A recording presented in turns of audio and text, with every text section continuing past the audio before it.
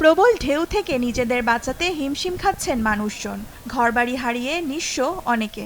এখন কেবল কোনো মতে জীবন বাঁচানোর চেষ্টা। টানা ভারী বৃষ্টিপাতের কারণে সৃষ্টি হয়েছে এমন পরিস্থিতি। ভয়াবহ এই অবস্থার শিকার আফগানিস্তানের উত্তরাঞ্চলীয় বাগলান প্রদেশের বাসিন্দারা। গেল কয়েকদিনের ভারী বৃষ্টিতে তলিয়ে গেছে বিস্তীর্ণ অঞ্চল।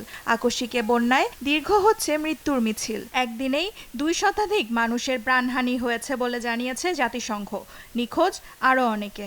এছাড়াও আটকে পড়েছেন 2 শতাধিক মানুষ। বন্যার্তদের সাহায্যে ত্রাণ সরবরাহ করছে স্থানীয় প্রশাসন। সরিয়ে নেওয়া হচ্ছে নিরাপদ আশ্রয়। রাস্তাঘাট ভেঙে যাওয়ায় ব্যাহত হচ্ছে রাজধানী কাবুলের সাথে যোগাযোগ ব্যবস্থা। বৃষ্টিপাত আরও কিছুদিন অব্যাহত থাকবে বলে জানিয়েছে আবহাওয়া অধিদপ্তর। সেই সাথে প্রদেশটির বেশ কয়েকটি অঞ্চলে দেওয়া হয়েছে ঝড়ের পূর্বাভাস। ফলে হতাহতের সংখ্যা আরও বাড়ার আশঙ্কা করা হচ্ছে।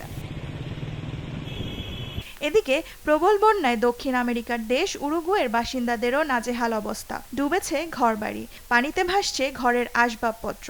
এমন ভয়াবহ পরিস্থিতির শিকার আগে কখনোই হয়নি বাসিন্দারা। সাহায্যের আশায় কেউ কেউ আশ্রয় নিয়েছেন ঘরের ছাদে। রয়েছে পোষা প্রাণীও।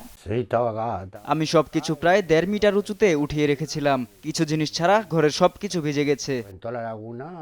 এদিকে ব্রাজিলের রিও গ্রান্ডে ডো সুল প্রদেশের কয়েকজন তরুণ অ্যাথলেট বন্যার্তদের পাশে দাঁড়ানোর জন্য বিসর্জন দিয়েছে তাদের অলিম্পিক গেমসে অংশগ্রহণ করার স্বপ্নকে। যোগ দিয়েছে উদ্ধারকারী দলের সাথে। সাহায্য করছে ত্রাণ বিতরণে। এমন ভয়াবহ দুর্যোগের মধ্য দিয়ে যেতে হবে কখনো ভাবিনি। আমাদের আশেপাশের মানুষদের অবস্থা দেখার পর মনে হয়েছে এখন আমাদের অলিম্পিকে যাওয়ার থেকে বন্যার্তদের পাশে দাঁড়ানো বেশি জরুরি। গেল কয়েক সপ্তাহ ধরে চলা ব্রাজিলের ভয়াবহ বন্যায় এ নিয়ে মৃত্যু হয়েছে শতাধিক বাসিন্দার। নিখোঁজ রয়েছে বহু মানুষ। ঘরবাড়ি হারিয়ে হাহাকারে দিন পার করছেন প্রদেশটির হাজার হাজার মানুষ। দেওয়ান মুবাশশিরা হোসেন, নিউজ ডেস্ক, দেশ টিভি।